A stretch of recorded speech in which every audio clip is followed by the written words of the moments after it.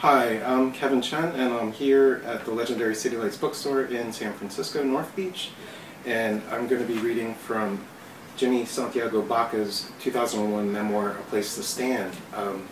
This was banned, and it is banned in Arizona on the Tucson book list because of just the crazy racialized theatrics happening there in Arizona. I'm going to read a short passage from the beginning of the book. The last time I was in prison, it was for 5 years. It was a serious time in a serious place, Florence, a maximum security state prison in Arizona.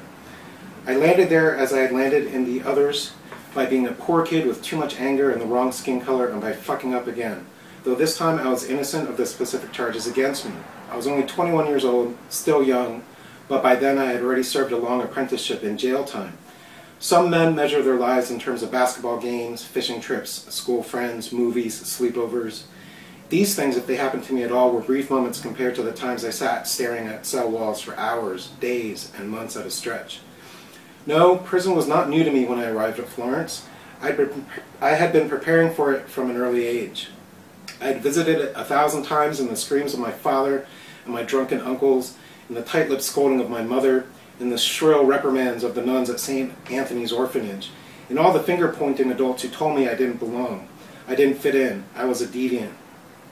Security guards and managers followed me in store aisles. Anglo housewives walking towards me clutched their purses as I passed. I felt socially censored whenever I was in public, prohibited from entering certain neighborhoods or restaurants, mistrusted by government officials, treated as a flunky by school teachers, profiled by counselors as a troublemaker, taunted by police, and disdained by judges because I had a Spanish accent and my skin was brown. Feeling inferior in a white world, alien and ashamed, I longed for another place to live, outside of society. By the time I arrived at Florence, a part of me felt I belonged there. But if prison was the place of my downfall, a place where my humanity was cloaked by the rough fabric of the most primitive manhood, it was also the place of my ascent. I became a different man, not because prison was good for me, but in spite of its destructive forces.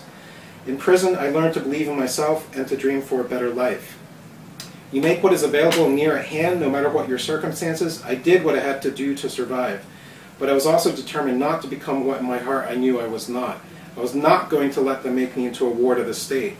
I was lucky too, for in that place where life and death are waging war every day, and the right choice is often the most difficult one, I was able to reach out and find a fingerhold on the fragile ledge of hope. Hope didn't support me all the time, and wouldn't have supported others in quite the same way, but it served well enough for me to slowly pull myself up. Very simply, I learned to read and write.